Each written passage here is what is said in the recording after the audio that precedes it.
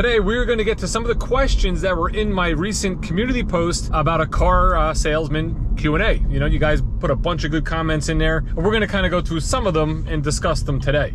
First one I want to mention is somebody who asked the question, what my thoughts were about paying or being charged $75 for wiper blades at a dealership for a 2019 Traverse.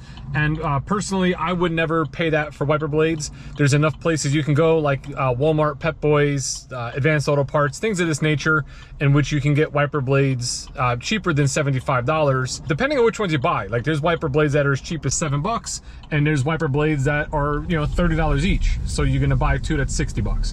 You know, they are very easy to put on, so if you can buy them and put them on yourself, you'll obviously save some money. More important than that, check this out. I'm gonna use my window washer here, and you'll notice that my wipers wipe very clean. These are original wipers on this 2019 Chevrolet Bolt. This car's been on the road for about 3 years. I have just over 42,000 miles on it. And again, the original wiper blades work perfectly. And I'm gonna tell you why with one word, one product. Rain-X. Use Rain-X. Apply it on your windows maybe once every 3 to 4 months. It allows you to, one, use your wipers a lot less because the water just flies off real nice. And I think it just keeps the window nice and clean in that the wipers don't get chewed up as much. Another thing you could do in the winter, if you're in northern climates where you have snow and ice, don't use your wipers to try to get the ice off the vehicle. Like, get the ice off with a scraper, or use your defrost until the ice is melted, because the wipers against that ice is gonna just destroy them. And if you destroy your wipers, then you can be back at the dealer paying $75, which is what we don't want to do.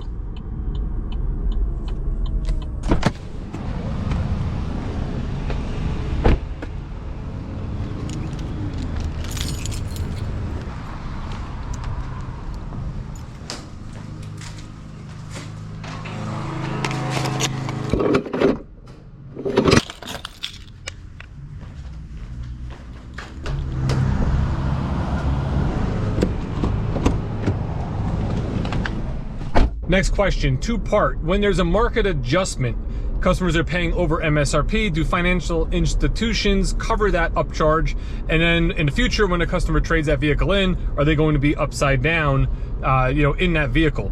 And in my experience, the banks do cover the upcharge. Now, our upcharge is very minimal compared to most. Tahoe Suburban and certain Silverados, we are $2,500 over MSRP. Everything else, we're $1,000 over MSRP. That's not a lot of money over MSRP. You know, banks generally will lend that money no problem, as well as add warranties and other things to that as well. Now, it is determined on your credit. If your credit is poor, they may require money down because they may only advance you a certain amount of money. Now, that being said, dealerships that are charging $10,000, $15,000 over, I don't know. I don't know if banks are covering that or if they have to put more money down. It's just something that I have not experienced. Now, the second part of that question is, when they trade that vehicle in the future, will they be upside down? They could be. You know, we don't know what the future market will be. One thing is that being upside down or having negative equity, that's not new to the car business. Those aren't terms that have been created based on our current market. I've been doing this 17 years. People have always been in negative equity. You know, generally vehicles depreciate faster than we can pay them off. A lot of people don't put a lot of money down. So these are terms and these are things that are not new. Right now, actually, if you think about it, if you bought a car 3, 4, 5 years ago, you're probably in a positive equity position because the used car values are so high. So it's sort of the opposite of what it's been. Now, if you buy a car today and you pay $10,000 over, I would say it's safe to assume that you'll probably be upside down in the future when you try to trade that car in. But it depends on the market and what's going on at that time. You know, if vehicles are now created in a shorter supply and the demand is always there, maybe they won't be negative. Who knows? Only time will tell. Now, you didn't ask, but I'm going to tell you, I did go over to Jersey Mike's. I got myself the #2 Jersey Shore's favorite provolone ham and capicola. I get it Mike's way, but I take the onions off and I add pickles. Great sandwich. Next question is from Mark. He asked, if we have fuel at the dealership, like, why don't we have our own fuel tanks? Is that a New Jersey thing? Out in Wisconsin where he lives, they do have it. I don't know. I don't know if it's a New Jersey thing. It's actually a good question. I think it's more of a money thing. Like, what would it cost for them to have put in, you know, all the infrastructure, the tanks, whatever they need, and have deliveries to the property versus us just drive this maybe 1/10 of a mile to fill cars up at the local gas station, which, by the way, $465 currently as of today for a regular at a cash price. As far as any kind of incidences and there being risk, right in this location here, there was a time back in the day, I want to say it was probably about maybe 2007, 2008, where we did in fact have a customer, a salesperson gas a vehicle. It was a brand new white Tahoe, and right in that location where we just were, on his way back, I guess he wasn't paying attention and he rear-ended a box truck, totaling that vehicle. Other than that, there has been no incidents that I know of as far as damage to vehicles going back and forth to the gas station.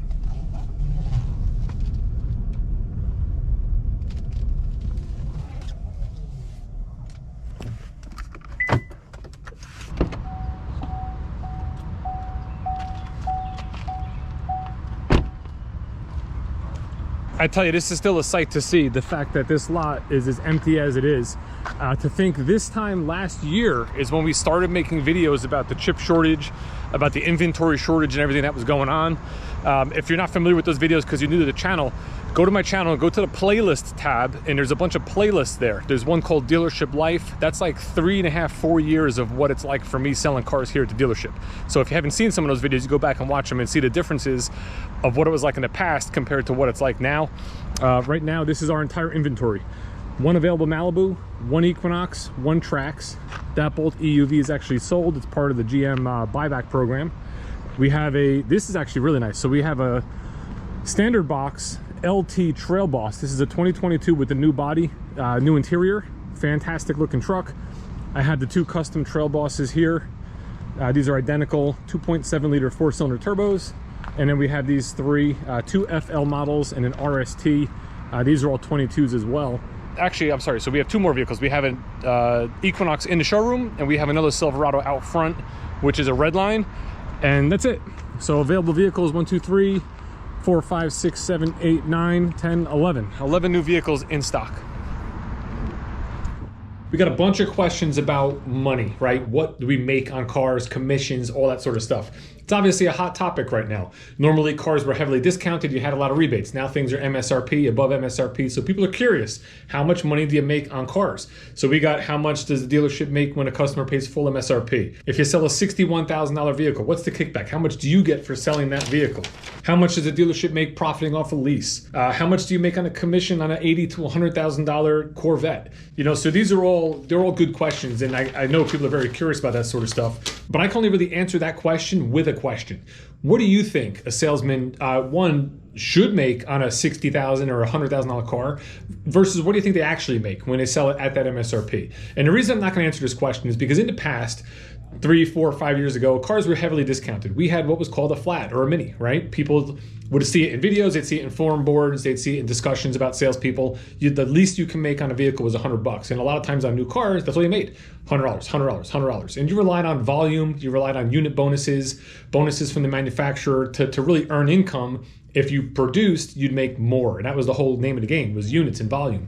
And a lot of people didn't believe that. A lot of people didn't believe that you would make $100 selling a, 2016, Z06, but in a lot of cases you did. So what do you think? What do you think a dealership salesperson should make on a $80,000 to $100,000 Corvette selling it at MSRP? Next question is from Aldo. He's asking, should he trade in his 22 custom trim LTD Silverado that he just bought this past February in for a new refreshed custom trim Silverado within 6 months of buying his? Would it make sense, and can it even be done? And it can be done. It's just got to make sense to you financially if it's worth doing it.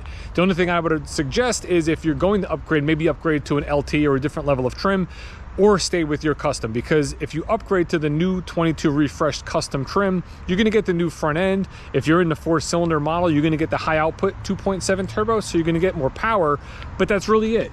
Just the front end and the upgrade to the engine. Everything else in that vehicle is pretty much the same as yours, so it might be a better financial move to just stay in your truck a little longer until you can go into maybe an LT or something that has the actual refreshed interior. It can be done, it just doesn't make financial sense to you. While we're out here on the lot, let's address the next question. John is asking, which is better, the 2022 Equinox or the 2022 Blazer? Because he's interested in getting one maybe in the near future. And that's really a question of really size and style. That's it. you know, when you look at both of these vehicles, they're both going to have all the same types of equipment and features in both vehicle.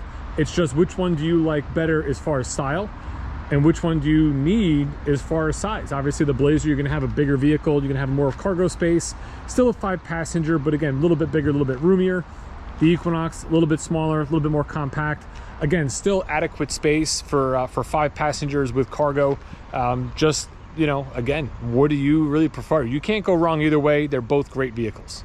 Personally, if it was me, I would go with the Blazer. I like the idea of having more space, a little bit bigger size, and quite frankly, I do like the sportier, more aggressive styling of the Blazer as well.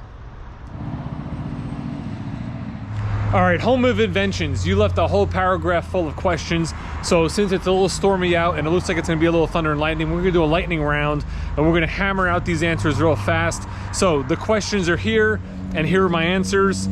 It depends on how you look at it. No, maybe, no. Candidate, yes. Desire, no. Absolutely, yes sir. Not really. Maybe like 5%, maybe less. Very few people pay cash for cars or pay outright for a vehicle. Leasing, I'm an individual, I leased the Chevrolet Bolt. I paid $369 a month for 36 months. After 36 months, I would have paid $13,284 over the course of 3 years to drive a $44,000 car.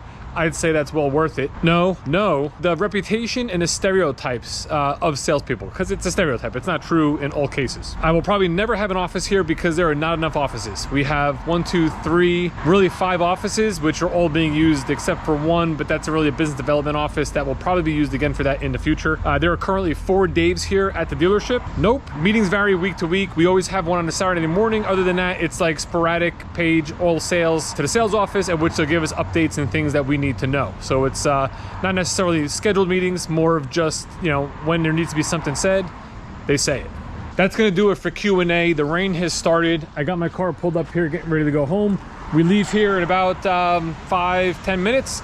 I'm gonna get this video uploaded. Again, thank you for all the questions you submitted. I really appreciate it. And look for another video in the near future. There's like 2 or 3 more questions there that I want to talk about more in depth. So I'm gonna tackle those questions in an upcoming video. As always, if you like the video, please give it a thumbs up. Subscribe if you're not, and I will see you shortly.